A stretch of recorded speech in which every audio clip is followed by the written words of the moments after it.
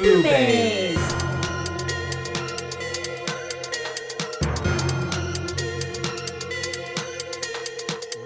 BooBaes.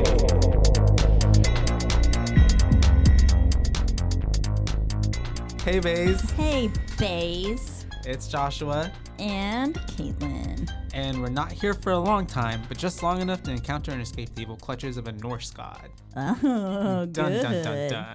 Nice. We actually got off to introducing ourselves and the movie all in one fell swoop. There we go. I liked it. Thought I'd try it out. Well, yeah. Hey, as we said, this is BooBaes, your favorite horror movie spooktacular podcast. We're here to talk about all the scary movies that you love. Or hate. Yeah. That we might hate. We'll figure it out. Today's, I don't hate it. Yeah, I don't hate it either. I am a little bit of a fan. But first, we have some recapping to do. Oh, yeah, we do, don't we? Last week, we covered The Taking of Deborah Logan, a wonderful Great movie. film. And we asked y'all on Instagram for some responses, and then we totally blanked and didn't read them to you. Didn't. But yeah, we're going we're to here now. Just to recap on that, we have from @Jonathan Cambambia. This movie is wild, very well executed and scary. It is definitely worth watching, and he gave it a 4 out of 5 boos. 4 out of 5 boos. 4 out of 5 boos. That's what I gave it to. And then we have another from Robbie Jackson. Deb's throat game is crazy. She gets 3 boos and 1 snake and 2 devil faces. Oh. Yeah. I like this change of rating system. Right? The snake, very fitting. Exactly. I 2 love little it. demonic faces because like possession. Yeah. So Man, yeah. we've got 3 boos plus a snake plus 2. We're on 6. yeah, somewhere there. You really love this film. Well, thank you guys for replying to Responding. us. Yeah, Yeah. it's really awesome. And if you haven't watched it yet, go watch it because, Yeah. as we said, it's a great film. And please comment on our Instagram and let us know what you thought. Give it. Let us know how many boos you gave it. Yeah, we're gonna try and get better about that, so that way Yeah. we can read some of your responses on the air every week. Yeah. We have some for this week too, but we're gonna save it for the end when we actually do our boos as well. Awesome. And we promise that we will not forget. Next time. Yeah, no. It was the first Or time. And we may still forget and we might. just don't hold it against us. bear with us. We But I are mean, humans. we'll get it. We'll get it. We'll get there. We'll get there We're someday. learning. Okay, awesome. So Learning. today's movie, we're going to be talking about The Ritual. The Ritual. Ba-ba-ba-bum. Yeah. 2017. Yes, 2017. Great film. Yeah. Really beautiful. Um, I just want to go to Sweden. Even after watching this. That's what I was about to say. I'm actually in the opposite. I'm like, I don't think I ever want to go to Sweden. Thank you. Between that and They're Midsummer, gonna kill us. Yeah. like there's enough enough stuff there for me to maybe rethink that and reconsider ever traveling there. But beautiful country. Very pretty. Yeah. It is just, you're right. This isn't like, I mean, they wouldn't put this on a postcard. No. Come not to this. Sweden. We've got Moder. Mulder, the Norse god, god. that's going to just She's going to be your mommy. literally She'll put your face right flip in the it up ground. and turn it upside down, Yeah. stick you on a tree. Mm-hmm. Um, And take all your insides out. Aw. mm. You love a good Or entrail. grant you everlasting life. Yeah. Mm. Which looks painful. We'll get there. As, yes, we will I get love there. saying we will get there. Okay. What if we so- never got there? We might not. Dun-dun-dun-dun. So The Ritual, 2017 horror/mystery. Nice little bite-sized hour and a half. Mhm, Pretty yeah. easy to get through. I loved it. It's very digestible. Mm-hmm. It's got a 6.3 out of 10 on IMDb, 74% on Rotten Tomatoes, 57% from Metacritic. So people weren't like the biggest fan, but they didn't hate it. Yeah, it's kind of like right in the middle. Yeah. That's pretty fair to say. Directed by David Bruckner, Yes. and he has done what other things? The Night Lets me know. House, The Ritual, Southbound. Oh, What is it? VHS. VHS. Which one though? VHS. Like literal VHS. Yeah, the movie that we covered. That we've already covevered. Wait, how did we know that? Or did we not? I mean, maybe he was one of he the was videos. and 94. He did VHS 94 as well. Okay, cool. Maybe he Shout was out to you, David. I'm sorry.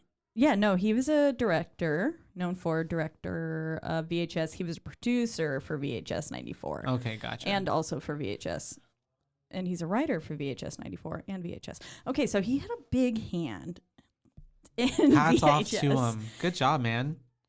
LOL, we totally planned this and we knew JK, fooled that you. he was You thought. on this. We were in the know the whole time. Anyways, We're so okay. smart. We are the smartest two people in this room. Yep, that's are. right. Because no one else is. Okay, so The Ritual, 2017, directed by David. David. Follows, I guess, a good little synopsis, give you a good backbone, is that we're following a group of, essentially 5 friends to start out with, that then turns down into a group of 4. After some tragic events. After some very, disturbing, tragic circumstances, and we're following them on this trip to commemorate and do a tribute to one of their fallen friends. And along the way, we end up experiencing a whole bunch of creepy ass shit, some weird ass shit, some straight up Blair Witch. Yeah, I was literally thinking that as well. so much of this A lot, parallels. yes, I have some notes in here about that. Did y'all get And then also you got to copyright just issues? like yeah, for sure. And then even just like going in between the dynamic between this group of friends and seeing how this whole story and how it affects their friendship, and then where we end up. very turbulent. And it's, at least for me, was a pretty Entertaining. and nice ride. I literally, okay, well, I'll get to it, but Okay, I know we always like to I want to go there. I was Okay. like, I'm thinking of everything at once, like Mhm. and I can't say it all at once, but my Yeah. brain is like, That's everyday life. yeah. Um, I'm sure they can tell from our thought process of we how jump we- around so much. We do. It's okay. We have fun. Pink, poke. Nope. You owe me a Coke. Peach poke. You owe me a Coke. I win. Pinks, Okay. pinks. Nose goes. All right. So we start off basically and In a nice and hazy lit dive little bar. pub. Yeah, pub. And so Because they're in London. yeah. And so it's these group of friends. It's Robert, Hutch, Phil, Luke, and Dom. Yeah. And so they're discussing about where they want to take like this next trip Lad to go trip. to. Apparently they like, this is what they do, which is like cool for It's like them as a when group girls' of friends. trips, Yeah. but they could it's take a guy's trip. Guys trip. And so they're like trying to decide if like they want to go to either Amsterdam or Tuscany or for wine. Ibiza. And Someone suggested brunch, Oh, that's which right. Luke got very upset about. yeah, He said, "What, can I eat no goddamn brunch?" for real. He know, he still wants to avocado? rage. He Yeah. is having a good time. Okay, so we're talking about how what's his name? Luke. Luke Luke. still wants to rage and Yeah. whatever, and he like wants to have a good time. That's and why so- he's going to go buy another some bottle. liquor. Yeah, he Yeah. still wants to keep going, and so he wants to stop at like this, I guess, essentially grocery store, Convenience store. and the only person who goes in with him is Robert. Mm-hmm. And at that point, they're just kind of, bullshitting around, and they're looking. Well, Luke is looking at alcohol, and then all of a sudden they notice that there's a girl, and the clerk, I She guess, is she's beat to literally hell. beat, and then like crouched on the floor. What I don't understand is they had a pretty long conversation. They did before they like noticed they anything. were shooting Yeah. the shit for a hot second. Yeah, and I guess the other the people who were robbing the place didn't hear them. Which I was like, 'cause they were in the weren't back. talking They were super in a quiet separate either. room. And so they noticed that, and as soon as they notice her, then like the burglars are coming out of like, I guess essentially like a inventory room, maybe offices in the Yeah, back. little They would get stock into a room. safe or get some money, and so they come out and they notice Robert, and Luke is hiding behind a aisle at the end of one, at the cap of one, and He hid as soon as he saw them come out, Yeah. which smart I if mean, they don't yes. see you Yes. first, but also if only he too, would have pulled Robert. yeah, But you or cou- if Robert would have hid, because it's not Luke's fault. he couldn't, yeah. And so Robert is essentially caught in the crossfire, or not crossfire, but they see him and they're like, robbing him of his money, and they're trying to get his jewelry, His and they want to watch. get his Wedding band. band, but he doesn't want to give it up, and he's like, you can't. I mean, you already got what you wanted. Y'all can just leave. Which I would have been like, fuck yeah, you can take my wedding ring. Yeah, honestly. I can get another one. You can't get another. Yeah, I was you. thinking that same thing. I was like, I'm sure your wife would appreciate if you just Also, like giving the ring away. it's the wedding band. Yeah. It's not like it's a It's fat not even ass a diamond rock or something. attached to it. Yeah, It's literally a piece of like gold metal in a circle. essentially. So yeah, so he's not willing to give up the band, and one guy whacks him in the head with a bat. And he goes down hard. It was a pretty big thud. And if you think it was it was a metal bat, and I've actually been hit with a metal bat before, and those are like fucking brutal. I mean, it sliced his whole cheek open. When he lifts his head again, you can see I was like, did I make that sound? You can see the whole like gash in his face, and it's just like when you've got like a jug of milk, and it's that when it's like glug glug. Oh, the chunky? Well, not chunky, but just like the way when you're pouring it out, the way it comes out. when it's really full and it's like glug, glug, yeah, okay. glug. I get what you mean. I mean, it could be any liquid, Ooh. but that's the way it looked like it was coming, like it was pulsing out of his that. face, and it was just like, ooh, it was. That's a good analogy. Good job. Yay. I was trying to I describe haven't thought it. of milk like that in a long time. No one's going to drink milk ever again. I need to go home right now and get me some milk. Okay. And so, question. So basically Luke is kind of in the moment of all this happening. We're panning to him, and he's having this moment where he has to decide is like he's going to like stand up to them and help out his friend, or just do something. I mean, at this point, his friend's face, But even right before he gets hit with the bat, he has this moment of grabbing the bottle, of thinking like, I'm going to, attack. Smash. But he essentially does nothing and sits there and watches his friend get, murdered. But I think like my question to you is like, what would you do? So I wrote it later on in my notes because, they get into a little tiff about, I mean, what, like they're like blaming him for his death essentially. Yeah. Later on. And I put down, because then also, spoiler alert, we'll get there, but when Hutch gets kidnapped, or monster napped, I don't know. But when he gets taken, they're like, Luke's going, and he's like, we have to go look for him. He's screaming. And Dom and them are like, we can't do anything. We need to go back to where we can and look for him in the day. Yeah. And it's like, you just did the same thing. Yeah. So they're saying those things to him, but no one can possibly know how they would react in that situation. And I would bet $1 million fucking goddamn bucks that Dom would have hidden as well. He would not. And he's the one who really goes after Luke for it. Yeah. That motherfucker would have hid. I got the same the vibes. moment he could have. Because he would not have done anything for his friend. Yeah, Dom was not my favorite character at all throughout this entire film. I actually have a lot of notes where I like pretty much hate Dom. Yeah, I have a note that says like, I fucking hate Dom, and honestly, I would have offered him up. Yeah, I was like, I would have sacrificed him already. I would have cut an Achilles and just like left him there, so that way like it would have bought me an extra day. Yep. I broke the same exact fucking thing. So. But that close up of his face getting smashed, like the second time when. The bat. The like blow that kills him. It's really close on his face, and it's fucking brutal. I don't do faces getting smashed in. That is like one thing that freaks me the fuck out. I think because I also like won't punch people in the face. Not that I get in a lot of fist fights. Oh wow, you rebel rouser. But I've had like so many dreams where I punch someone in the face and then their whole face just caves in. Just imagine, and it is just terrifying. I am a sleep fighter. Anyways, but so then it really just cuts to, and they're now hiking in memory of him 6 months later. Yeah.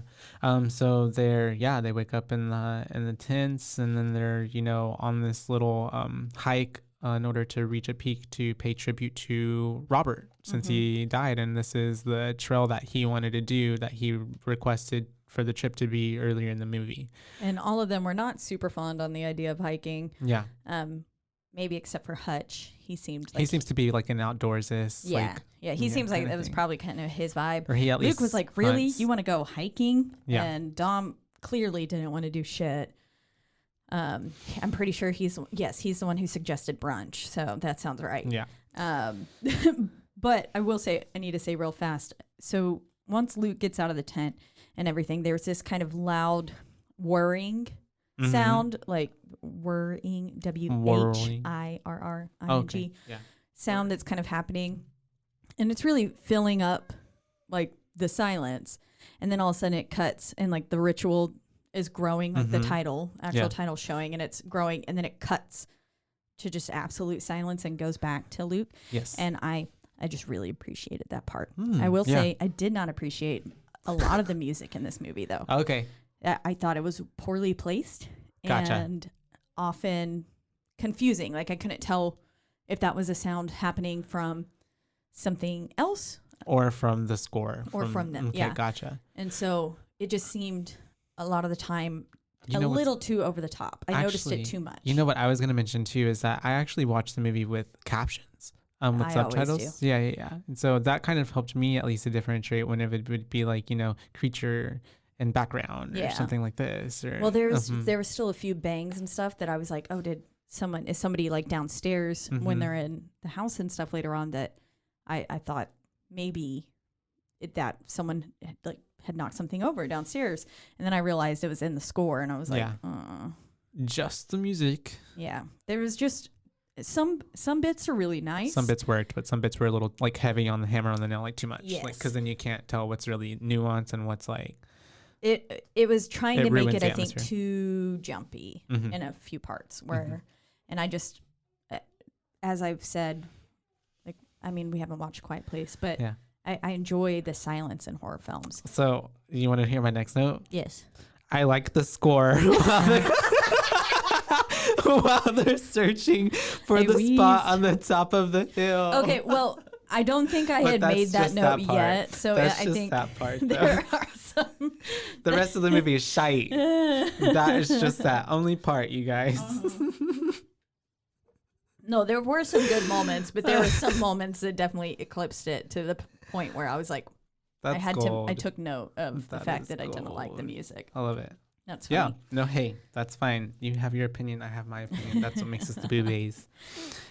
So yeah, they get up to the top of this, like what I call a hill, and they already have like a little memorial set up for Robert, and they are all taking shots, and then they pour one out, which is actually very. I put pouring out all that whiskey for Robert in an awkwardly awkward slow fashion. It's awkwardly slow, and then also too, why all of it? Could have gave him a swig, and then save the rest for everyone else. You can see in Phil's eyes at one point, he looks over, he's like, the fuck? Oh, okay, all of it. I know, right? I wanted some more of that. Literally only got one shot. Because he got the first, so I bet you he was thinking, oh, let me leave some. Yeah, right? He's like, I should have took a bigger gulp. If I knew he was going to throw it down. And so Hutch threw it down the hatch. And so they get rid of all the, whatever, and then they're just there. And then Dom has this like little like this should have never happened kind of moment where it just kind of foreshadows the way that Dom just kind of feels this whole movie, and or at least for the bulk of this movie. And then after that they decide to go into they're continuing their hike, and then Dom hurts his ankle or leg, right? So first off, these are my notes that I was trying to figure out which guy was which. So I put Dom as the Hobbit looking type, Luke is our main guy, Phil's the dark curly haired one, and then Hutch, I put Hutch is tall skinny one who finds the shortcut. Bad. But as we're walking, they're talking, and this is Dom's one good moment is when they were like, wouldn't you rather be doing this? And then he says, that's right. He says you can lick my bridge, and they're like, the what? And then they start going like the gooch, and the perineum, the gooch. I put the gooch, like gooch. And I also don't know if it was super cool for them to leave all that stuff. In a park. Yeah, I don't know the rules. I don't go camping. Well, you're definitely Sweden, not supposed to leave anything. That's true. You're supposed to, and you're also not supposed to take anything from parks. And natural wildlife. I feel like that's just bad juju too, taking anything from a park. Yeah. You're supposed to leave nature the way you found it. But then they left, you guys. They left a photo, a stuffed dog, the whiskey, the flask. They They left a bunch of shit there, some candles. And I'm like, you're just going to leave that on the rock? Okay, whatever. But hopefully I don't know, a strong wind would just knock all that into the forest. Yeah. But I was like, it wasn't an open, clear area, but still. So they're walking, they're bullshitting around, right? Mm-hmm. And then, yes, just kind of talking. Hurts his knee. He trips in like somehow a hole or something. It looked like he walked into a tree stump. Yeah. And I was like, boy, you did that on purpose. And then you can clearly tell that a lot of them are like, okay, Dom, like get the fuck up over yourself. Yeah. Because he's a little crybaby. Yes. He's a whiner. Mm-hmm. The whole my comments is that he's fucking whining this whole movie. Yeah. Hutch is already over his shit. He's like, I can almost guarantee you it's not as bad as he says it is. Oh yeah, and most definitely. He's just going at him, which clearly Dom's tolerance for pain for me is that of like I can see a very like the lowest low. Like, yes. Yes. Mm-hmm. Very like I mean, I've continued to like spin rifles with broken wrists before. Yeah. For a guard because I didn't want to be told to sit out. I've got half a body right now. I left my finger jammed in this position for a month because I didn't, and it was black. Oh. And I didn't want to get told I couldn't spin for guard. Mm-hmm. So I just left it. And then once the season was over, I went to the doctor. They were like, what the hell? Jesus Christ. They popped it out. It was fine. Good. But like, you still have it. Can I touch it? Do you feel it? I do. Okay, everybody. Fingers still exist. But yeah, so Hutch falls, and then now they're thinking about how they are supposed to go around the mountain to get to the lodge. Yeah. Where they're supposed to be staying. But Hutch is like, I can't do that. Which, I mean, yes. Dom. Yes, sorry. Dom's, and his knee later on does look pretty fucked. Like, yeah, it's bad. But, I mean, come on. But that's understandable after everything else that happens. Yeah. But still before that, yeah. So that's when Hutch and Luke are having a conversation, and that's when they decide to take a shortcut. As I said in the Blair Witch, never take a fucking shortcut. Especially in Sweden. Yeah. Through the Norse woods. Yeah, you don't know shit. What's happening there? You don't know. And so they're going in. Mm-hmm. And fucking, it seems to me that Hutch's compass malfunctioned. Yeah, because he looked at it and then he tapped it and went, And I was like, and then he just kind of shrugs it off and keeps walking. I was like, bro, you don't shrug off your compass malfunctioning. That's like your lifeline right there. Yes. But definitely that is like one of those things where it's either, like in some certain scary movies where it's like the forest becomes, it has a life of its own and it starts messing with like the magnetic field of everything. Yes. And like technology. The Blair Witch. Mm-hmm. Exactly. And so, yeah. The whole first half of this film that should be like your biggest red flag. It's like the spark notes of the Blair Witch. It's the whole first half of this film. And then they're like, but psych, it's a Norse god. Blair Witch, but make it toxic masculinity. Yeah. Yes. And very much that. Anyways, when they were taking their selfie, I liked that they said 1, 2, 3, Brexit. Yes. I thought that was hilarious. And that's good. A little play on the times. 2017, yes. I was like, oh, that's funny. So I put that. And then they stumble across the fucking elk strung up in the trees. Oh, yes. Well, before that, I also noticed that I also wrote that, or maybe it was right before they get into the forest, but it was kind of like the abandoned van. Oh, yeah. I put abandoned van is always a good sign. Yeah. Good, sarcastically. Yes. I'm like, oh, then they walked isn't that already an omen of like some people like died here probably? Yeah. Also, how did that whole why is the van here? Get down there? Literally, yeah. That doesn't make any sense. It was the summer of love. What? How? They're just driving it over some fucking mountains. I don't think Volkswagens were made for that. But they get then they find the elk. You got it, the moose elk that's hung up, and I put in my notes like the Blair Witch, almost. But yeah, it's literally like not strung up, but like hanging by like the limbs and stuff, and the tree. It's a fresh kill. Literally. Luke points out, he's like, that blood is fresh. still dripping. Mm-hmm. It's fresh. And he was like, that means we need to go. And at that point, they're like, also too, they're like, did a bear do this? Did what animal? I'm like, obviously an animal does not do that. Yeah, to I was a like, carcass. this is very unnatural. This is a supernatural or someone very who fucked up human shit. It is Michael. Yeah. Michael has come in. He's putting in the extra work again, helping Motor hang up her little victims. But this is where I put lots of Blair Witch vibes with so when they were walking in, they were counting food that they like and drinks that they want. And one guy, Phil says sushi. And I was like, yeah, that is you're very craving Blair Witch. sushi right now? Like that seems like an I don't odd ever time. crave sushi, so it doesn't work. But I don't. I do like, well, I mean, I guess what I eat is not Relate. technically sushi. It's just avocado and rice rolled up. But that is very Blair Witch, like when they're naming the things that they like and like the pie with the ice cream. And then we get the heavy rain.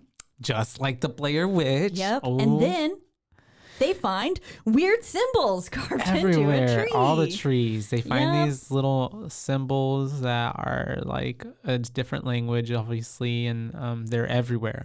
Everywhere. So the main symbol with the triangle, I have a few lists of things that I want to read at the end. But the main symbol, the triangle with like the two, or kind of diamond-esque shape with the legs coming off. That one, it represents elk. Okay, And gotcha. so it is saying that it's directly attached to Motor. Yeah. And because they are an elk-like creature. Being, yeah. I have that too. The same for, at the end when they have like the cross-looking things with the like that. It's like crosses, but instead of like a cross, it's like, Yeah. that also is, I guess, a thing for elk as well. Oh, yay. Yeah. Yeah. So all of the signs, they're symbols put into the forest, like, again, very Blair Witch. And then what do they find? A house in the middle of the forest. Yeah. As the rain has started and they're panicking, trying to find shelter because they haven't set up their tents or anything like that. And so they approach a house. Never approach. Never in the cabin in the woods. Yes, that you found in the forest because also Blair Witch. So Blair literally, Witch. Also, too, I mean, honestly, every horror breaking film it, ever. entering, like, you don't know. They had to you don't know straight up shatter that door. You don't, and even though it looks abandoned, like someone could still very well be in there. You know what I mean? Yeah. Like that's just like one, just rude, and also just like big no. White Like privilege. and you're just gonna like freaking destroy it, and then also too like I said, you don't know who's in there. It could be like someone, obviously with there's a shotgun on the other side of the door, a ready shotgun, to blow you open. literally. Or later on, we see It's weird. yeah, weird random people worshiping being a Igor-looking deity that fucking knocks you out. So yeah, they go into this cabin. They're trying to like I guess look around, snoop around through it, and then they get upstairs and they find this. Yes. So they're debating who to send upstairs, and I that's put, right. LOL, they made the brown guy go Always. investigate first. Always the brown guy. I was like, Always man, a just like we POC. talked about last week too on Taking of Deborah Logan, Luis, they put poor Phil. Poor Phil had to go up there. Yeah. And I mean, Up to the fucking that attic. part's a little jumpy Just too upstairs. because we're like kind of holding our breath Yes. with him as he's up looking through kind of the other parts of this little tiny weird attic thing. Yeah, it's like the tiniest hallway into a room. Yes. And then fucking Dom breaks a chair and he jumps, and then it kind of makes you jump too. And so I thought that was a good tidbit. well-timed little scare there. I liked it. It added to the ambiance. It added to you being kind of like on the edge of your seat, being like, what's going to be up there? Because at this point, you're already thinking like, nope, this is it. Especially because even, what's his, Like, we've seen the Blair Hutch? Witch. Is it Hutch? He's the one that says, then this is the house where we're all going to die. Maybe. I don't know. I feel like Hutch the whole time is like very non-believing. Yeah. No. Him and Dom. And then Phil. Well, no, one of them says this is clearly the house we get murdered in. Oh, yeah. Because I have it quoted here. But yeah. Yeah, I feel like it. And Luke is already looking around because he's. I have a note that says Phil and Luke seem to be the only two who are concerned. Yeah, and Hutch is being a bit douchey at this point. Yes. And so they send him upstairs, and he finds the freaking like statue, tribute, altar, idol. Yeah, I guess that's a good word for it. It gave me very Hereditary vibes. Oh yes, there. sure did. The ending, the last 15 minutes of Hereditary, gave me very similar vibes to that. But yeah, weird stick guy idol. Yeah. It looks like it's made of twigs. I feel right? you. Yeah. No, yeah. It almost looks like like it's a made of straw twigs, man, branches, straw man. Gave me like Wicker Man vibes, like stuff like that. And then without a head, Mm-hmm. but then it's got these arms. That it go up, so they kind of look like antlers. Yes, they go to antlers. Yes. And that is the first somewhat like concrete visual that we have of what Motor looks like. Yes. Which this is only, we find out, a very small part of Motor. Oh, yeah. But fucking beast. It's the first time that we get that imagery. And it's weird as fuck. I would not be like chill after that. Yeah, and also the fact that they continue to stay there, even though it's raining. I get it, but like I would leave. Yes, I would not. I would be like, because something obviously put that shit there. Yes, it was weird. And all of them were just like, and then Phil and Luke again. This is where I put Phil and Luke seem to be the only two who are concerned, because I would not be sleeping in there. Absolutely not. I put would not be sleeping in there after finding that sticky literally thing. put that. I was like, staying? No, it's time to go. There's so many red flags going off right now. Yeah, absolutely not. And so then we have them all sleeping there. Then we have like what to me at the beginning of it is a dream sequence that Luke is having. Weird time glitch dream sequence. Yeah, and Luke. I put the light is giving me aliens, like the big blinding white light coming through the front of the windows. And so I was like, whoa. But then it goes to this dream sequence, and I actually really like the dream sequences and how they like get meshed into the film, and like the how it's like half forest, half dream of like the grocery or convenience store. Convenience store, but then the ground is always dirt. So it's like still kind of rooted, but in like where they're at, but still like giving you the dream. Yeah. So and this is, as we'll later find out, Motor has the ability to not only shapeshift, but to also alter people's minds. Make them dream things, think things, see things. As we also find out later, when everyone decides to be honest with themselves, that they saw essentially what is kind of their future. I would say their biggest fear. Yeah. Because his was definitely his past. Yes. But I think it's what they are worried about and or have like they're constantly hung up on, and it is what grieves them the most, I think. Yeah. And it's so I have my theory of how I was feeling about that throughout the whole movie, and then there's something else that I read up and picked on where there's another theory of that on that. But I think I'll wait to talk about it when we get to the end of it. Okay, yeah. Just pin note that. Remind me to talk about that. I'm probably gonna fucking forget. And so we're having the dream sequence, and then Phil gets attacked by Motor. All of a sudden, creature. His surroundings start moving, and in unnatural ways. Like the liquor shelf flies backwards, and then all of a sudden he's awake in the natural realm, and you're seeing something fleeing through the trees. There is some motion that's happening. Once the convenience store shelf flew, this thing also flew away from him. Yeah. And then, that's when he realizes he has been injured. And it turns out to be a marking. Yeah. Marking him. He said, "You mine." Yep. "You mine forever, baby. And you ain't ever getting nowhere." So then he's like, "Oh, that's fucking weird." And he goes back inside after he hears Hutch screaming, like just freaking the fuck out. And he's like, "Oh, he comes shit." To. And he's going, and he goes back inside. They're all having terrible, terrible nightmares. Yes. Hutch has soiled himself. Yes. Once he wakes up, he realizes, oh, wow. Pissed his pants. Then they find Dom in the corner, like just groveling and saying, like, no, Gail, his wife's name, freaking out about that. And then they're like, where's Phil? Where's Phil? Yes. They all run upstairs and find Phil booty naked. Yeah, butt ass naked. In his birthday suit. With cuts all over him, right? That's what I thought. He looks a little beat up. You have like cuts all over him. And worshipping the idol. Yep, and that's where I put very Hereditary vibes. Yeah. And I put Phil is fucked. Yeah. On my notes. So then they're like, okay, let's just keep going. And I was like, y'all still aren't thinking of going back? And at that point, still they weren't. And at that point, they weren't even talking about the nightmares or what was happening. And so I was like, wait, we're not just gonna talk about how y'all were all just like literally in the most vulnerable state out that of you've your ever lives. Been in. Like you literally peed your pants. You were upstairs naked. Like, and we're not gonna talk about this. Yeah. Like what? And in that scene too, we also see Dom's knee is pretty fucked. And because he's pantless. Yes. And then so it gave me very like where I was like, come on, let's not be toxic. guys here. Like, come on, let's talk about our feelings. Like, obviously some shit went down. And let's air it out. Yeah. And this is where I put Heike hate Dom and would sacrifice him. Yeah.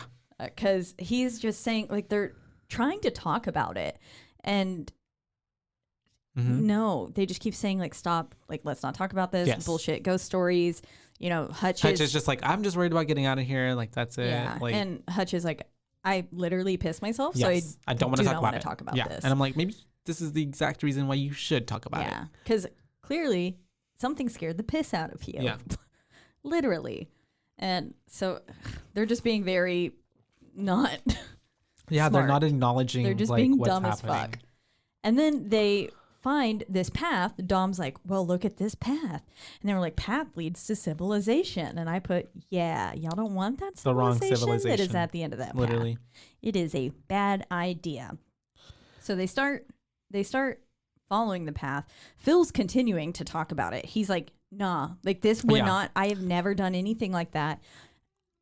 I don't care what has happened, the circumstances. He was like, something is not right. Yeah. And I was like, you tell him, Phil, you tell him. Phil at this point knew everything was wrong. And also his mental state was like cracking in our very eyes. Yeah. You could see the little slips for each of them where they're starting to be like, okay, this is not okay. Because they're getting scared. Yeah. And they're freaking out. As they fucking should be. But even, so was it like right after when they were leaving the cabin though, they noticed that all the markings again were on the trees? Do you remember that? And then all the trees were down. Like at that point too, I'd be like, no, like there's obviously at that point someone's watching you. Yeah. Someone is hunting you. And that's not cool. Yeah. You're being observed. You have been literally attacked. Yeah. But Dom says you ran into a tree. Yeah. No. Okay. And that you ran into a tree and it put 5 puncture wounds into your chest. And that he did it to himself. Like, why would I do that to myself? No. Yeah. Yeah, I think that's why I put Heike hate Dom and would sacrifice him, because I was like, ran into. Oh, nuh-uh. They end up following this trail though, and they end up what I thought at first was the same house, but I think it is an identical house. Yes, identical. And so they are not actually going in a circle like in the Blair Witch, but they do end up in a similar situation, and they are at this house again, and they're like, oh, okay, something's weird. Yeah. And now Hutch is talking about pulling rank, because Dom keeps being like, let's follow this trail. Yeah. And Hutch is like, southwest is this way at the top of this ridge. We need to be following up there. And so Dom has to then stop again because of his knee. Yeah. And that's when Hutch is like, fucking suck it up. Yes. And let's keep going. Yeah. And then Luke is like, I'm going to go check up at this ridge. And he gets up there, and it's not a ridge. Yeah, it's not. It's just more forest. Well, and you know what? It also could have very well been a ridge, but like Moldar was making him seem or making it look like it wasn't. And it just looked like more and more forest and forest and forest. That's true. Because then as we stare, there's so many times too where I feel like you got to have like eagle eyes in this film, because Luke is just staring out at the forest, and you can tell like, fuck, I'm supposed to be seeing something. But I was like, my blindness. I had to rewind it like 2-3 times. I had 3 times for on this that part. Scene. I saw it. Okay. I saw it.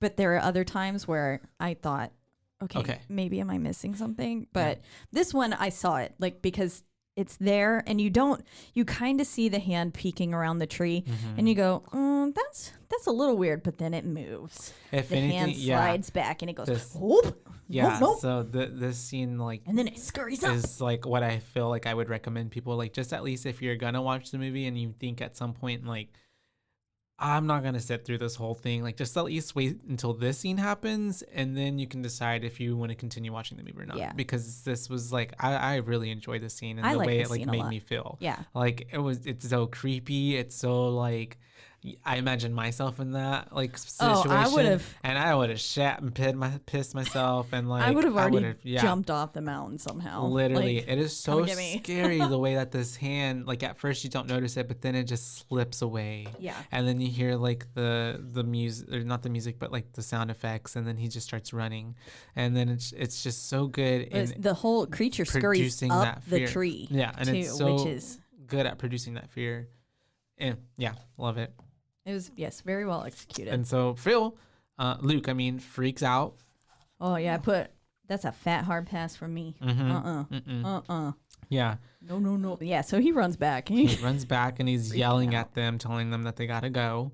He saw something in the woods. There's something out there. And nobody's really listening to him, and they're dismissing it. And then, especially Dom, that's where this like whole scene erupts. Where, first Luke is like blaming Dom for his knee, and they would have never just blaming him for like being a little shit, basically. Yeah. And then that's whenever Dom is like, well, we wouldn't be here if you wouldn't have fucking murdered Robert. Yeah. Essentially, he doesn't say that, but he's like, that's because not he verbatim, did nothing. But he's saying what he blames thinking. him for his death. Yeah. Yeah. And then we have Luke, like, that definitely puts a jolt into him. And then he's like looking and he's like, is that what all of you think? Like, and then they're all kind of like debating whether or not to say yes or no, which Hutch had already told him. He didn't blame him. He doesn't. But then later on, right after the scene, he goes, I don't know. Well, I think it's also, too, I mean, they're sleep deprived. They're scared. They've been in the woods. And so I think that starts playing into your psyche. But I'm pretty sure Hutch didn't, like, blame him. Yeah. But at that point, he's not sure what he's thinking. Yeah, exactly. At this point, through the whole fighting scene, which I just personally enjoyed it because Dom kind of gets his ass beat. Yeah. But I think Luke's actor, I don't have his name on hand, I'm sorry, was a fantastic actor in that scene. He did such a good job. The way that his voice was breaking and saying like, no, fuck you. Like, you're not my friend anymore because you're saying this shit about me. Like, clearly we were never friends. Like, yeah. Or I don't think he says that, but clearly like, you know, like if you are blaming me for this, and he's like, fuck you. Like, I thought he did a really wonderful Especially job because it's freaking Dom, and it's like, what the hell would you have done, Dom? Yeah. Nothing. That's my next note. Is I said, this is what I said earlier. I said I would bet all the money in the world that Dom wouldn't have done shit either. I said none of them can say for certain how they would have reacted because they weren't in that situation. Yeah. Almost, it's human nature. Like we saw Squid Games. People are going to save their own skin. For sure. That's what's going to happen. Very, very rarely you get truly selfless people who are going to sacrifice themselves for you. But I mean, for the most part, it is true. If you stay hidden and can go get help, it's probably a safer bet. Yeah. Because you have a more likely chance of actually saving the individual. Because your life then is not it's kind of like the whole like when you're in an airplane and like the airbags come down. It's like mothers like put your airbag on first and then help a child, because how are you gonna help a child if you can't, if you're incapacitated? Yeah. Yeah. I feel that. But also too, I feel like I would like have thrown the bottle. Yeah. I mean, if it was like, I was trying to think of like our wall group. So Nancy, Sonia, you, like, and just being like, what I do. I mean, I think because like, I don't know. I would have jumped in. I would have as well. Or at least I'd like to imagine. Yeah. That I would. But then again, we never know. We haven't been because in that situation, some people thankfully. can completely freeze. Yeah. Which is a totally natural and valid response, because your body, at some point, your brain's going to take over and say, no, motherfucker, we're not moving. It's that self-preservation. Yeah, that shock response. Yeah. Fight or flight. So yeah, that fight or fight response. They continue on their hike though after they've fucking gone through that whole fighting scene, and they come to a little area and they find what they see that is some fabric in the ground, and they're like, what is it? So they start to dig it up. Lo and behold, it's a tent.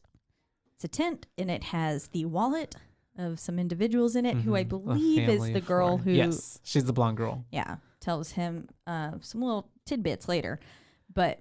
So it's a family. It's like mom and dad and a son and a daughter. Kids, yeah. And they find their tent. They find the wallet. Find the credit card. The debit card. In 84. 84, yeah. Shout out to everybody who was born in 84. Deuces. But 84, that's a long time ago. Yeah. Essentially what I'm assuming is 2017 for them as well. Yeah. I imagine it's got to be around the same time. Yeah.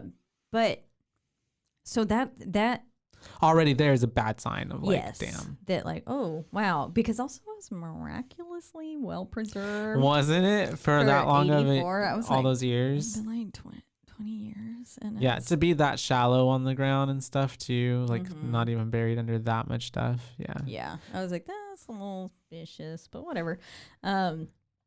Yeah. I mean, granted, the debit card maybe I see, but like the photo family, that was the picture of the family in there. I'm like, I feel like water and like you wrote like stuff Things would have would've like changed that picture. Like, up, yeah. it'd be totally not, you wouldn't see it clearly like you did. But this is Hollywood, and so it's allowed. And it pushes the plot and the story further along, and it makes us feel ooh and ah. So we get to see this family. They're like, oh my God, Lady 4, yada yada. So they set up tents. They set up camp for the night because it's getting dark. And at this point, they're administering some like care to Dom's knee, and I was like, I put a note. I was like, Dom's knee is looking fucked up. Yeah, and then they're kind of sharing food at this point, and then I have a note that I was like, they are 1000% being hunted.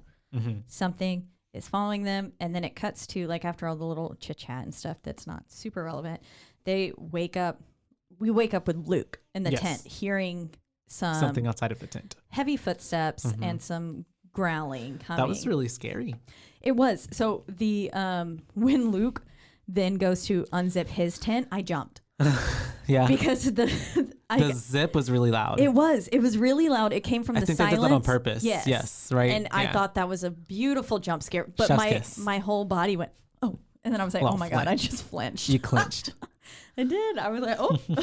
So I had a note. I was like, Luke unzipping the tent scared me. LOL. Cute.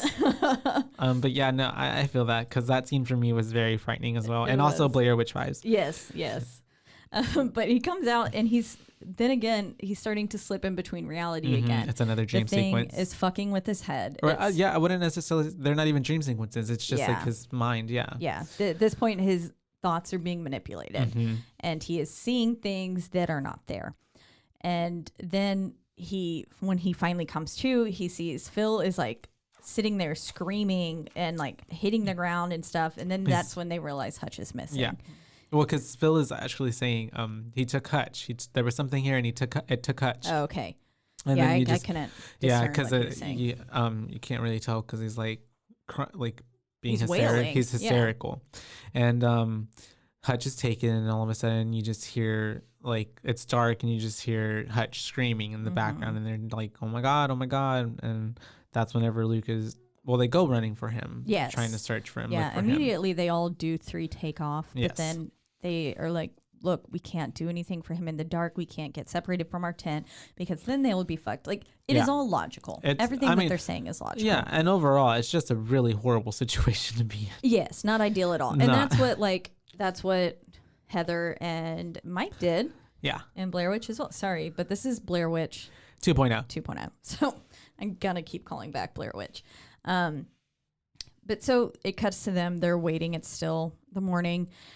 And they get up and they start hiking. Yes, we're going back on this hike. Yes. And that's when they find their poor baby boy Hutch.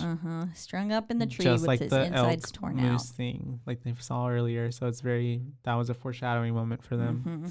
But yeah, and obviously it was put in their place, in their way. Yes.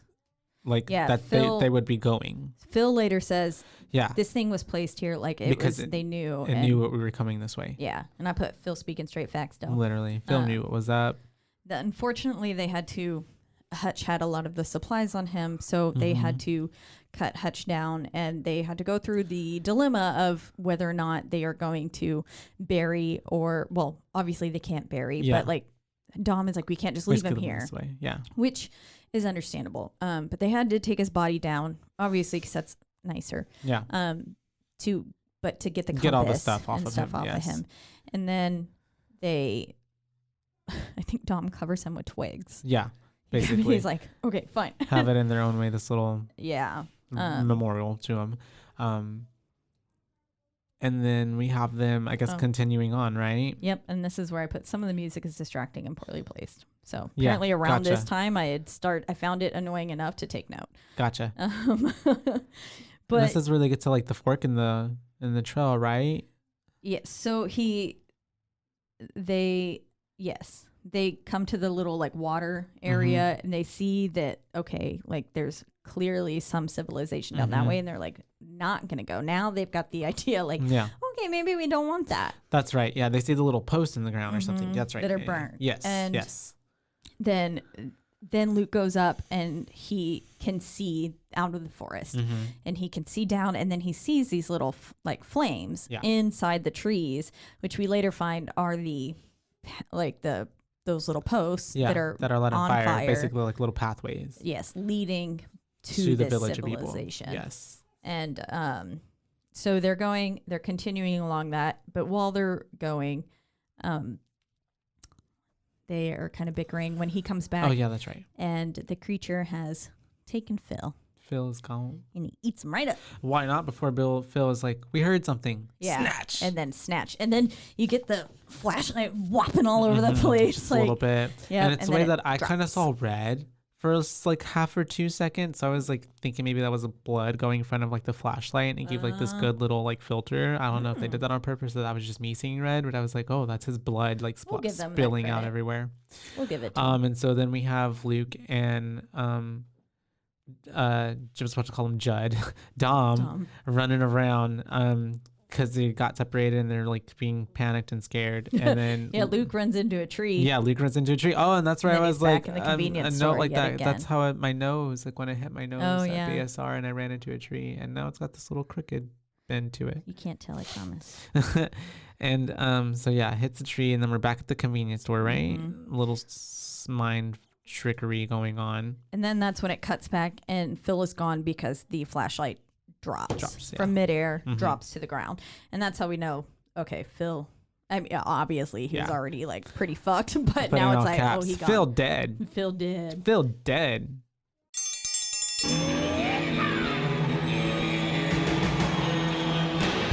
Hi, I'm Hank. You might remember me from a show called King of the Hill. Check out a King of the Hill rewatch podcast. These boys ain't rap, but they are funny. Find the podcast anywhere you get your podcasts or at roguemedianetwork.com. I tell you what.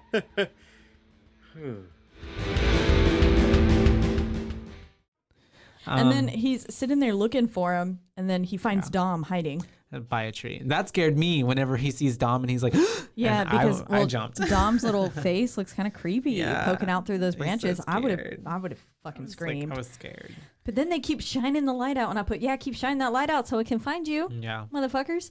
And then I put Treebeard because as they're sitting there waiting, the forest starts shaking. And it reminds me just of like Hobbit. when Treebeard comes up in Lord of the Rings. Yep. And he's coming to get what are you? my two faves. Hobbits. I've never heard of a hobbit. Yeah, exactly. And so I thought that was funny. But then they see antlers, and then it's clear that this thing is as tall as some of the trees because it's moving like it's big. It's moving the tops of the trees. Yeah, she a whole lot of thing. Oh, fuck, that's a lot. And then now they start. They run away.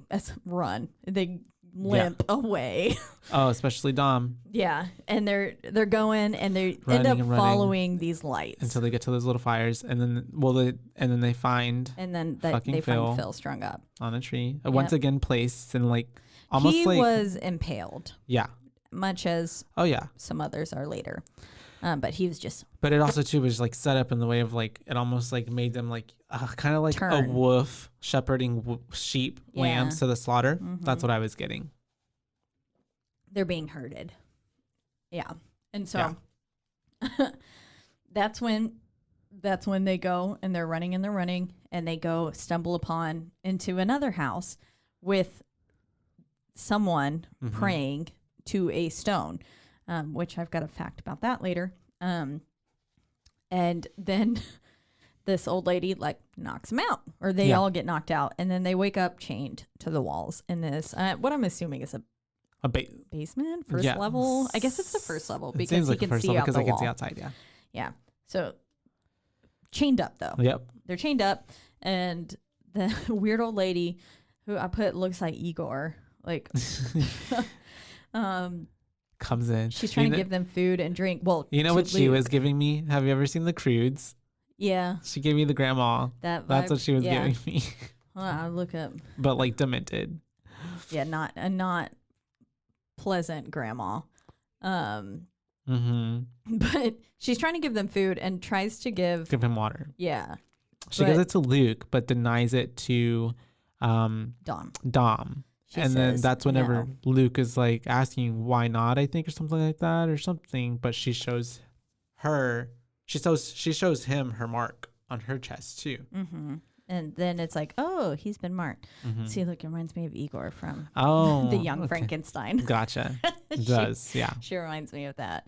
But yes, she shows that she's been marked, and they say, no food for you, for Dom. Because he's a horrible person. And so then... and then the way that she kind of like, the way that hers is healed, you realize it's the same sign that's on the trees that he's been marked with. Yeah. And so it's like, oh, okay. But then they go and they break Dom's nose, because earlier when they were fighting, Dom's like, you broke my nose. And Hutch is like, it's not fucking broken. Get up. And then I was like, ooh, now his nose is broken, though, because they smacked him. Roundabout. So Dom is essentially taken away and is taken upstairs, tortured, and then he is brought back. And obviously, fucking Luke can't do shit. He's chained up to a wall, so he's just like having to listen to his friend like cry for help. That was a pretty brutal scene. I would say, listening to him just screaming and wailing. Yeah. At this point, I started getting a little bit of sympathy for Dom. I was like, oh, maybe you shouldn't die. Curmudgeon. But he gets back down. Yeah. And Dom understands that he's going to die. And this is when he discusses his nightmare. His dream. He says that he had a nightmare that he was offered to this beast. And then Gail came in and he was worried about her and stuff. And so that I just put, yet this motherfucker still said Phil was being crazy. Yeah. He said that it's just denial. But basically still... Ooh, why did you have to go do that, boy? Like, why couldn't you have been honest from the get? Because clearly... It's Dom. Clearly, this was not just some supernatural thing. Like... Those are Dom vibes. Or crazy shit, because it happened to you. Yeah.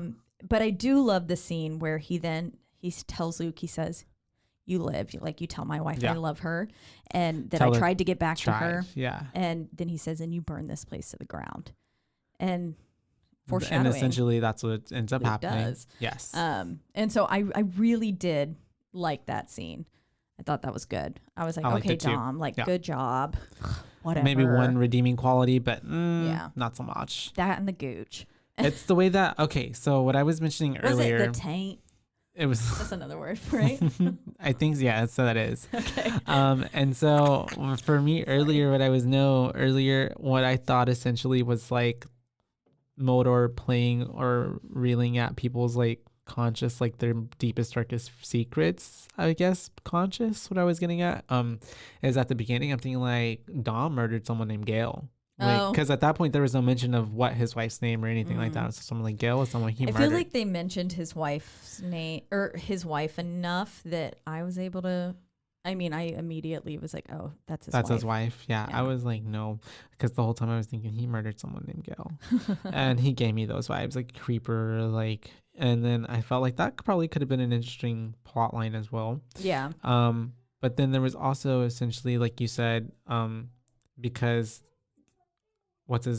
Dom saw that being his future, that's also what Phil and Hutch were seeing as well. Oh yeah, and possibly, what they were afraid of in their dreams was their ultimate like demise. Phil ended up worshiping it. But at this point, they take Dom out and they are offering him up as a sacrifice. Yes, and he is tied to some little stake, and you see the trees coming up. And oh wait, but before that, Luke, as we have had so many films, getting out of restraints, nasty ass things. Oh gosh, motherfucker breaks his thumb, yeah, so he can then bend his hand more to escape. get it out of the restraints. So that was like, ooh. which the whole movie too is kind of a good character arc. Not even an arc, but just like a good trajectory and growth for Luke's character, because it starts off with him being like kind of a dickhole. Well, not even that, but like in the scene with Robert where he's in the convenience store and he chooses not to do anything. He's so like in fear that he doesn't do anything. Yeah. Whereas going through now this, he's definitely he starts taking action throughout the entire Took action going for towards the Hutch. end. He's trying to get to Dom. And it's the whole movie, and when we get to the end, it's like there's so much development. I like it. Yeah. I'm here for Luke. No, Luke's storyline, it's very good. Coming of age in a matter of 4 days or Literally. 6 months. I don't know. 3 hours. Yeah. But then it pans back to Dom tied up. And at this point, he's kind of like loose in his shit. And he's like, just fucking do it. Like, I would. Why are y'all doing it? Yeah. Kill me already. Yeah. And you see the trees moving, but then from the trees emerges Gail, his wife. And she's coming up and he's like, Gail. And then she's like holding his face. And then her eyes kind of, they change. Yeah. And then they're glowing. Then it changes to into the beast. This weird little, Mordor. same. It looks again like this fucking, one of those things from, God, what are they called in Star Wars? I said last time too. Oh. And like I think I know what you're talking about. The third episode, like the sand people. Yeah, but the little ding ding ding ding Yeah. and Spaceballs. What the fuck is their name? I can't think. Oh well. It was giving me very like, I don't know what it is that I've seen this from, and it might be an anime, it might not be, but like there's a spider that has a face on its belly. That's what it's giving me. There's in Demon Slayer. There's some spider people. Can't see me, but I'm doing my pinchers. Little pinchers. So it shifts, and we get the first look at Motor herself in all of her glory. Yeah. And I was like, just some sort of weird deer creature looking thing. So I have some notes on that, on Motor real quick. So essentially, Motor is a child of Loki. Loki, obviously from... Which we find out earlier from the girl from the tent photo. Oh, that's right. Yeah. Did we find out that Motor is a bastard child of Loki? Yeah. So, so we get Dom. Sorry, he gets. Actually, yeah. Oh let's wait, continue. actually, we don't find that out yet. It's about to happen. So let's hear you do it. Okay. So we see Dom getting sacrificed essentially by Motor, getting put up on the tree. It picks him up and it looks like it's gonna smash his head in two. Like I was like waiting for his brains to pop out, even though I've already seen this. I was like, oh fuck, his brain's gonna come out. But then she impales him. Yeah. Hangs him up on a tree like a little meat hook. Aw. Yeah. Bring it It back gives to me very. Leatherface. It does. Or I keep thinking of. Olaf when he runs it. Oh look, I've been impaled. I've been impaled. Oh, it's so cute. That, if nothing else was good about Frozen, where I love Frozen. Where it's at. But that scene, loved it so much. I love Olaf. Anyways. Do you want to build a snowman? I do. Not really. I fucking hate snow. Get the fuck away from me, snow. But yeah, so then Homegirl comes in and he's like, what is happening? What was that thing? And she lets him know that she says Motor, the name. And says he's an ancient god. She. I thought it was a he the whole time. Well, too. she. They. Let's not assume gender. No, it's a female. It's a female? It is a female. Okay. Yes, Motor literally translate to mother. Oh, okay. So, gotcha. Yes, she is mommy. Okay. So, mommy, Modar, she is a bastard offspring of Loki, which along with some other children of Loki. Not just Marvel, like Thor and Loki are actually based off of Nordic mythology. Norse mythology. My bad. Yeah, mythology. And so Loki. She's a troll-like apparently, creature too. Yeah, troll-like. She's a Jotunnar of Jotunheim, which is like giants and trolls. Loki liked to get around and basically messed around with like an elk-looking thing. He's very mischievous. Yes, very Like mischievous. his whole thing. And then obviously had some other kids. Player. And just like Loki, like Percy Jackson. Yeah, and just like Loki, Motor has like the way that it can affect like people's mind, like almost an illusionist and stuff, and make you see what it wants you to see. And also has the ability to give them immortality. It does. Which is what they're saying to Luke. She's saying you will pray to Motor or you will be killed. Die. But and he said, why me? Like, why have I been marked? And she says, because you have great pain. Yeah. And you will be allowed to live. We will erase that pain from you. Mm-hmm. And then you can live forever. Yeah. Is essentially what that mark meant. And it's, I mean, I don't know, if I was in great pain, I don't think I'd want to live forever. Yeah. I mean, I struggle with this on a daily basis. But apparently, like, it's supposed to, like, cleanse you of your pain and all that stuff. Like, your saving grace kind of thing. And, like, worship motor. And, like, all is well, all is good, you know? But obviously not. It's not. And it's so, really not. Yeah, you're being forced beyond your will to worship. And so... and she says, your ritual will happen soon. So he's like, oh, time's a ticking. I gotta get out. So he manages to then actually get out of his restraints, and then he's sneaking through the house to try to get out. Which at this point I'm like, why aren't these floorboards squeaking? It's like creaking. Well, my closed captioning said creaking floorboards.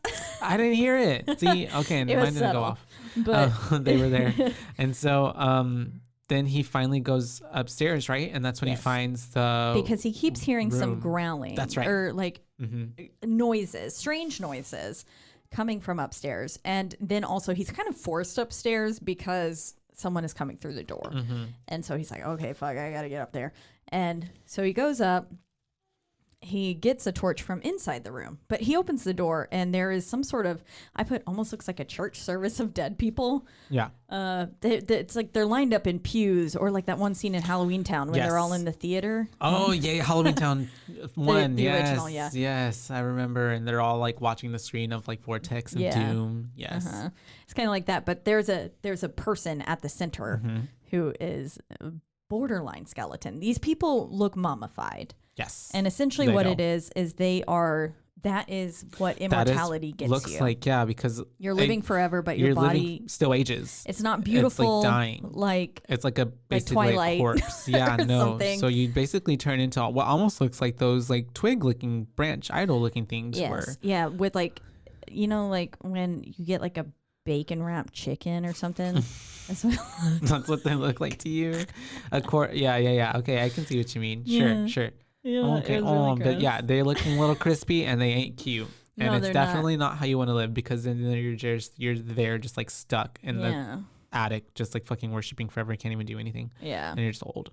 So Luke sets them out of their misery and stays true to his promise to Dom, kill. which he said he wasn't gonna. He was like, I'm not gonna do that because you're gonna live. But he then literally sets this place on fire, sets them on fire, and then. Oh, I think one of the people like does something, and I think I jumped again. Oh yeah, because someone ends up. I put the little jump scare of the person breathing made me jump. So. Oh, okay, yeah. At one point, someone goes yes. like, and I was like, oh yeah, because it was all quiet. They were inanimate for a good while, and then he saw them like, yeah. And I jumped there too. So this movie made me jump twice, which I was like, okay, good Hats job. to you, Ritual. I guess some of the score was good enough. But then he's like, okay, I've set fire here. Let me go downstairs. Yes. And he runs into the weird Igor looking lady. This is where I've said LOL. He punches weird Igor looking lady in the face. Yeah. She's at the base of the stairs. And then he's like, yeah, hits her so hard. She thuds. Bam. You hear it too. And so she goes down. It's kind of funny. I loved it too. It was funny, but I also lived for it too, because I'm like, yes, knock her out. I would have done the same thing. Get the fuck out of there. Mm-hmm. And so then he ends up coming across the other bald guy, right, as he's trying to escape, and he gets that. Well, he finds this gun before doing so, shotgun, and then he runs into this one guy, and then he tries to shoot him, but then like the little blank round, blank round or something gets jammed, and so then he has to like it clicks. There was an empty round, and as soon as he gets it back together, as this one guy's like approaching him, he shoots him, and that dude just goes flying back. He does, which is with shotguns would happen with the shotgun. So from the forest, and so then it's the way that Luke is coming out, and he's like. Pointing at that one dude, and that one dude is obviously not fazed at all by Luke, because he's looking out the door at the beast that's outside. Killing the blonde girl, who, you know, I think because whenever Luke started setting everything on fire, the beast got really upset, the creature motor, and kind of came and was just like, well, how could y'all let this freaking happen, and started killing everybody. And it's because I feel like it's because she kind of leaked information about what was going to happen, and it wasn't an organic process. Yeah. And so I feel like Motor knew and punished her Gotcha. for Yeah. that. And because now essentially their entire everything that they've Worked for. all the people that they've worked to capture and worship them are gone. Yeah. And so then he encounters Motor, and we see the face with the arms. We see it again coming in, and he's like, nope. Runs right under it. So he goes, he breaks through. Or no, a yeah, he wall. breaks through the other side of it. Yes. Yeah. And he goes out, and he honestly could have fucking escaped then. Yeah. But then he sits decides there to shoot. and he decides to shoot. At that point, I fucking thought as Motor. well, I was like, why? Yeah. Why? And this is, I think, the first scene where we get the full silhouette of what it looks Motor. like. Yes. And really seeing her in all of her glory. I drew a cute little picture here. It's so cute. I love it. At one point, I was like, does she got an elephant thing too? Yeah. There was a I'll lot put of stuff also mixed elephant there. looking. I don't know. Yes. But he's like starts loading the shotgun. I was like, LOL, like a shotgun's gonna stop a god. Okay, let's go. Yeah. And then I put, why did he shoot it when he could have just ran? He could have just ran. It was obviously occupied, and he could have just fucking ran, but he chose then he not went, to. He was like, look at me. Bam. Shoots it, and I was like, you're not gonna And outrun a it's the god way that can alter your it's mind. the way that it just turns its head and looks at him like, did you just You shoot me, shoot bitch? me? The hell? You really do what I just think you did? So he starts running. We've got this epic chase scene through the Yes. forest, and she picks him up. She gets him, Yes. and then she slams him on the ground, makes him kneel. She Like a makes little him kneel, bitch. and it's just like the prophecy, I guess, or Yeah. whatever the homegirl was saying.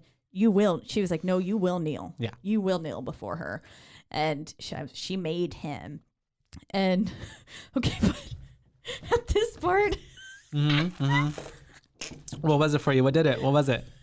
So after she makes him kneel down, she rises up kind of onto her Oh, haunches. yes. And gets like all the way goes up. up, and I put, okay, but she kind of looks like a rotisserie chicken.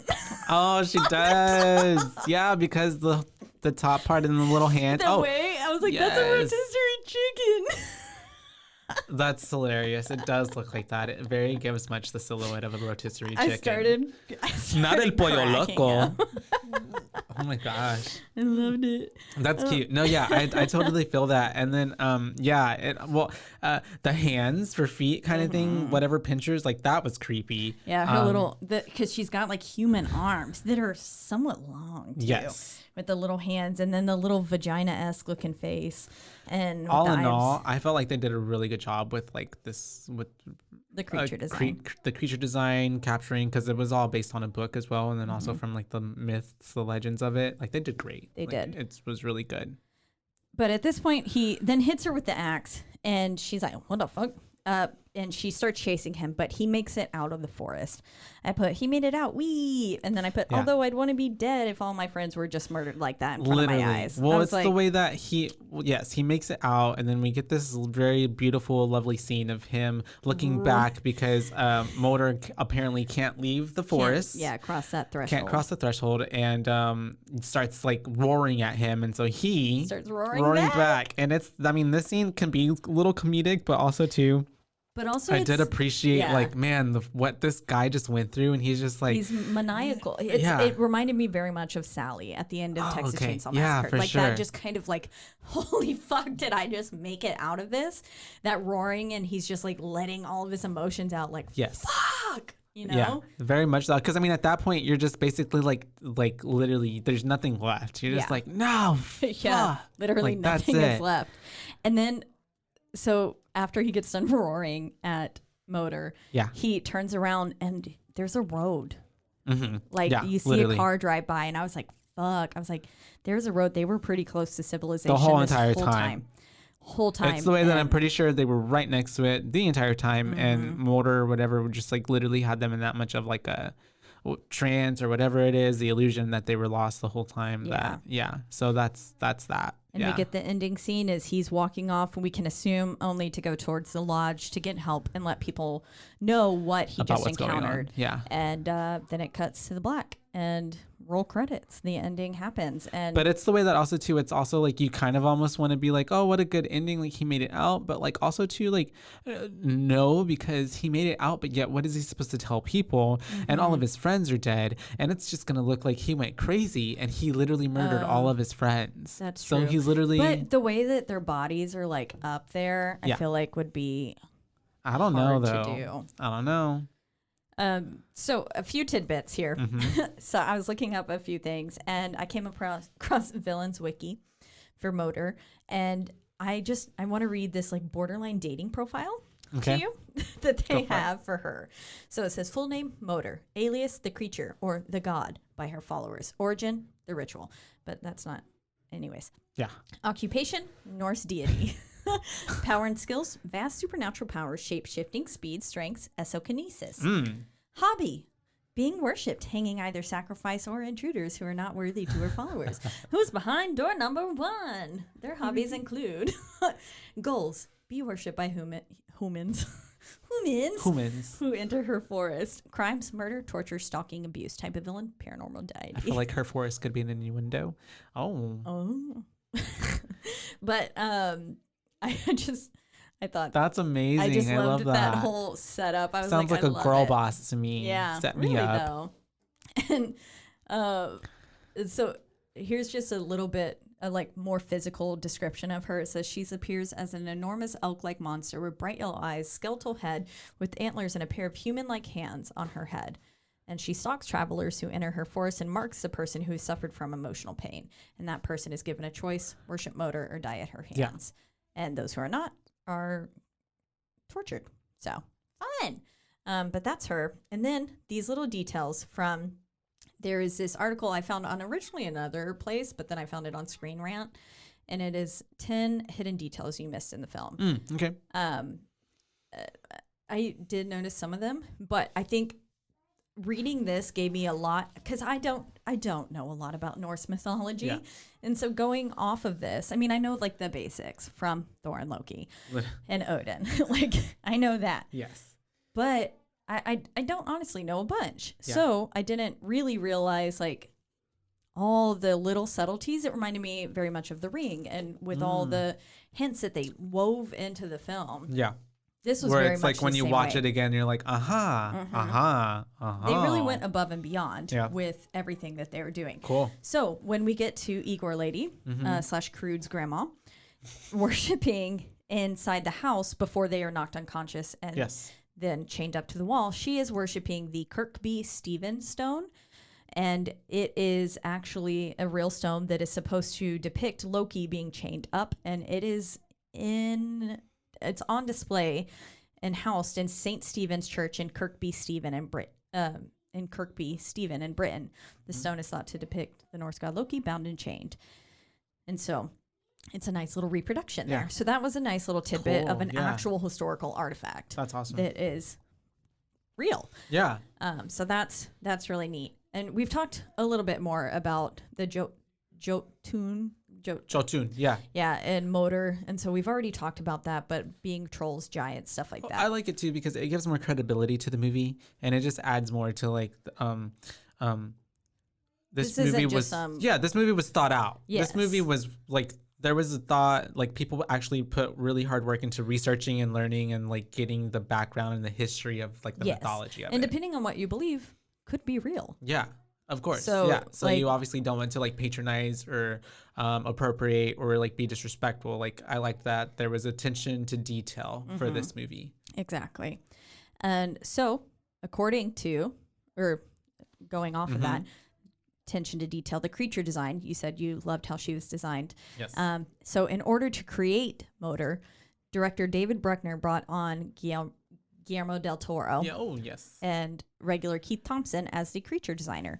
Thompson had previously worked on concept artists as del Toro films such as Crimson Peak and Don't Be Afraid of the Dark, which Crimson Peak also has Tom Hiddleston. Yes. Also Loki. Literally. What? The parallels, the like, I love Crimson Peak. everything I own being it on tied. Blu-ray. That's cute. Crimson Peak is such a good movie. We're going to cover that. Yeah. But so it says, if Del Toro fans thought the monster's grotesque fairy tale aesthetic looked strangely familiar, that's probably why. And honestly, too, this creature did look like a creature from hell. Like it gave, like it was I such a good design. found some really cool fan art that I was like, I like this. Obsessed. Like, I would have it on my wall. Next tattoo. Next time you come in and it's like Moldor's on your body. And then it talks about Loki's being the bastard offspring of Loki, which is like, okay, yeah, if you like if you were paying attention to the movie, you wouldn't have missed that. But oh well, whatever. So there's this that motor can shapeshift, stuff like that. And so we all knew that method of killing can do all sorts of different things. Impaling, all those self-sacrifice and rune magic, and then the odal runes. So the symbol has been variously translated, but could mean inherited estate or descent. And that is so when they came out around those houses, all of those were like, this place has already been like claimed. Yes. Essentially. And now you in like extension are also claimed. And so it says it might allude to the fact that the friends have stumbled into the creature's territory, or alternatively, all free will is gone. Yeah, it could even point to the creature's mythical lineage. And then the Alges rune. So this one. Okay. That one with the circle, it's like a diamond, and then the Y and everything. All those ones, they can conveniently be translated as elk. As we talked about earlier. Yeah. And then the villagers chanting. They are chanting the word blot. It's like BLO with, I do not know. The dots above it. It's not an umlaut. It's a like asterisk. Oh, okay. Kind of thing. T. It's the pagan term for sacrifice. And so in Nordic paganism, a blot involved many ritualistic elements such as feasts with mead, as well as sacrifice of animals, and yes, sometimes even human. And the blood sacrifice was considered to be magic, and those attending the ceremony would often splash it over their bodies as a way to strengthen themselves for the year ahead. Beautiful. You get to bathe in blood. Aww. Oh my gosh. Wow. And then Christianity. Yeah, really though. Like that's weird. Okay, never mind. Check it. I'm sorry, you guys. Last but not least, the actual filming location itself. They are in the Sarek National Park in northern Sweden, and it not only provides a nice haunting backdrop for the film, but it has a long history, and it was first inhabited by humans around 8,000 years ago. 8,000 That's a long time. Years ago. And people have considered since that day to have that the mountains have religious significance. Yeah. So it's like even sacred to the filming set itself, like they've thought this through with the religious significance and everything. Like, I mean, if you sit there and you think about it, and like, I mean, if you believe in all that sort of stuff, like this could easily be real. Oh yeah. Which is, sorry, this has been a long episode, but thank you guys for sticking with us. Lots to talk about. There was so much. With all the little tidbits woven in. There is a lot of, symbolism. There's a lot of well-executed thoughts. This is my, when we decided to watch it, I've already seen it before, and I kind of remembered that I didn't really care for it that much, but in time of watching it and actually watching it now and being critical of it and actually paying attention to everything, I really enjoyed it. I thought it was really good, and I remember noticed the liking things the first time. I noticed the things that I had not noticed before, and like I said, the attention to detail that was placed throughout the whole movie, and even just how I really enjoyed Luke's character development throughout, and I felt that it wasn't only a horror movie, but also almost like a drama in a way. Following this really real dynamic between friends when they lost someone, and they're blaming the one friend in the group, because regardless of the horror genre aspect of it, if you were to just take this into a real life situation or a drama setting, that's some heavy shit. Yes, that's definitely very heavy.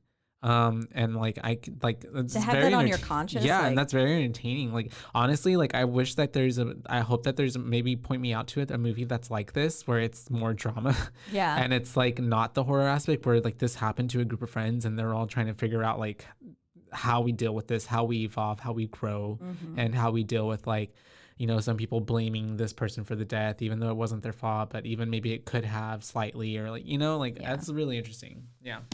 in the end, it's not any of their place to judge or make that call because they weren't there. They weren't in that moment. They weren't in the situation. We have some people who... Yes. As we mentioned earlier, we had posted on our social media and we wanted to hear some of y'all's feedback. And so we have one from listener Derek. J. Dela Cruz is his full Insta name. But anyways, it's our friend Derek. I'm blessed. And he listens very religiously. So like, shout out to you for doing that. Shout out to you. Yeah. Thank you. Every episode he like texts me and he's like, look, this is what I thought of this one. And thank I'm like, you, Derek. Thank you for like actually listening. Because so many people are like, I listen, but they don't, you know? So, or they're like, I listened to the first two. Yeah. So he like listens to them the moment they drop. So I appreciate that. Thank you, Derek. Shout out. But he put the creature stuff of nightmares and he says, but when Luke escapes and it roars and Luke roars back, he said that had me dead. Like I said, it could be very comedic, but like also too, like, I don't know, for me, it just like really was like, I was like, go, I was team Luke. I was like, fucking yell at that. Yeah. I was like, I would have been doing it too. Let him have it. I get it. But it was, especially with the closed captioning on it, and it was like Luke roaring back. I was like, oh, okay. I can see that. And then I followed up with him and I said, how many boos would you give this film? And he said he would give it a solid 4. So solid 4 boos. Solid 4 boos. Derek. Do you want to read one or you want me to read them all? For it. The next one is from a listener named Kesley and also very dear to me. They said, it was a great movie for people who like to think, but I don't like to think. And so she gave it a 2. But wow, you hated it. Aw, Kesley, it's okay. Hey, it's not for everybody. And I feel you on that comment of like not liking to think. Sometimes in a movie, you really just want to escape and not have to like really, you know, put all the, you know, doing a whole equation of stuff. But I feel you. I feel that. So thank you for the input. Thank you for your 2. Exactly. And then we also had one more from another friend of mine named Caleb, and he put, I sent him deer emojis. But he put, yes, it's been a minute since I've seen it, but it was what really stood out to me was how the movie used the fear and of each of the individual characters to create this overwhelming sense of dread. Yeah. He put also deer monster spooky. Yes, very spooky. The thing of nightmares, quite literally. And then I said, but it also kind of looks like a rotisserie chicken, no? And he was like, oh, I'm sorry if the closest thing to a dinosaur isn't scary to you. But he said he would give it 3.75 boos. 3.75 boos. So we've got a 2, 3.75, a 4. And a 4. And what would you give it? So today, I think I'm going to go ahead and give this one 4 boos. 4 honestly. Boos. Yeah. I really enjoyed it. I thought it was really good. I thought like I loved the growth of the character, especially Luke, and I liked the whole plot. I liked and enjoyed how we got to just see these 4 friends divulge into madness, essentially, and then also the paranormal, supernatural side of it. Like, they did, and it was. I really enjoyed it. It was fantastic. Yeah, 4 boos from me. Yay! That's awesome. I have to agree. Yeah. I do remember liking this film the first time I saw it. And to the point where I believe I told other people to watch it. So if I'm telling you to watch something, obviously I hold it in somewhat of a high regard. And the second time as well, I enjoyed it. I was kind of in my head because it was just a little bit rushed and stuff I ended up getting home like late from work last night. And so I started it pretty late and I am a sleepy old lady. I was kind of like, do I have to watch this? I fall asleep before the end of any movie. Yeah. Oh, I did have to watch the rest of it this morning. But I was like, I was kind of like, oh, do I have to do this? And then I watched it and I was like, okay, wait, this is so good. And it's so easy to get through.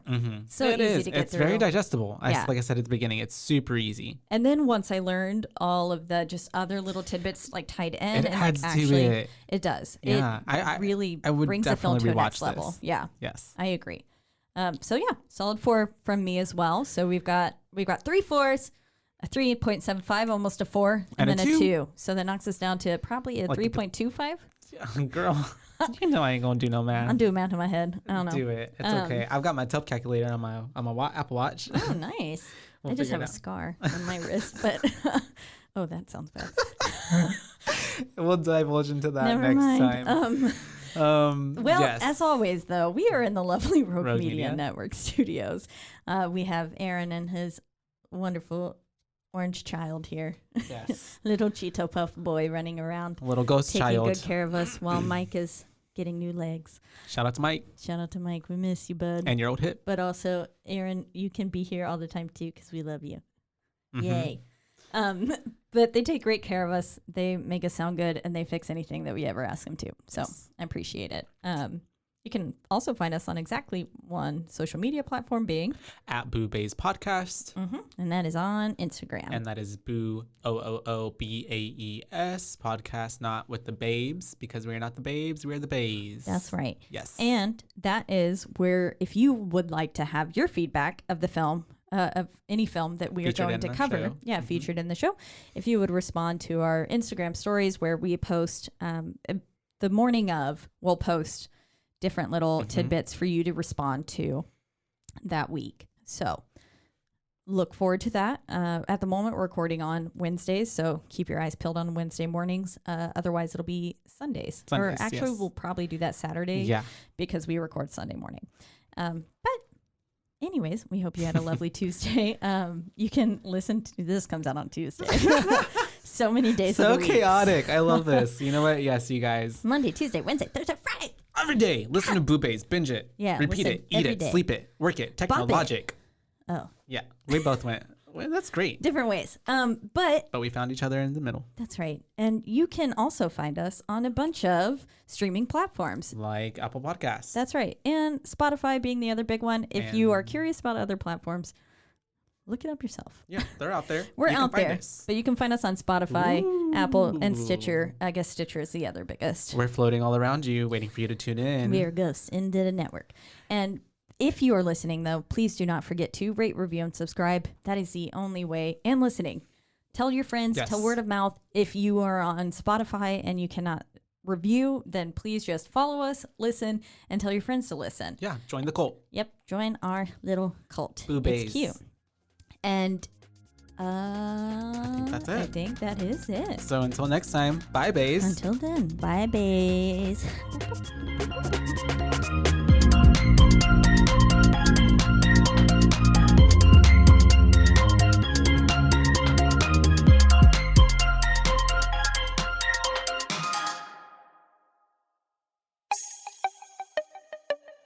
This has been a Rogue Media podcast.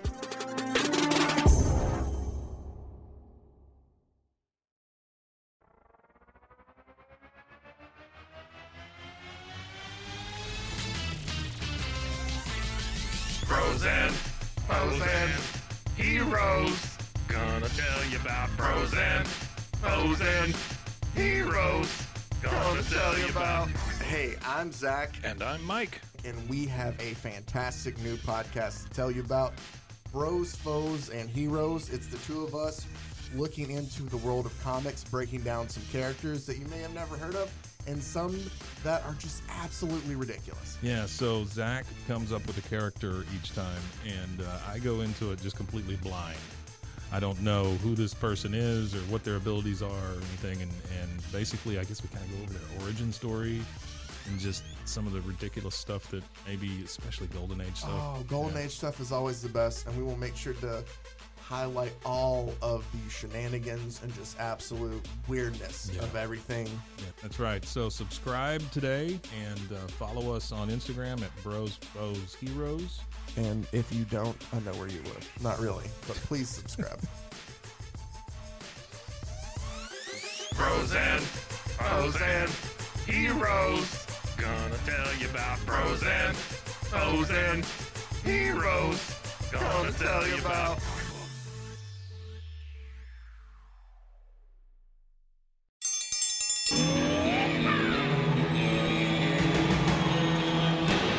Hi, I'm Hank. You might remember me from a show called King of the Hill. Check out a King of the Hill rewatch podcast. These boys ain't rap, but they are funny. Find the podcast anywhere you get your podcasts or at roguemedianetwork.com. I tell you what.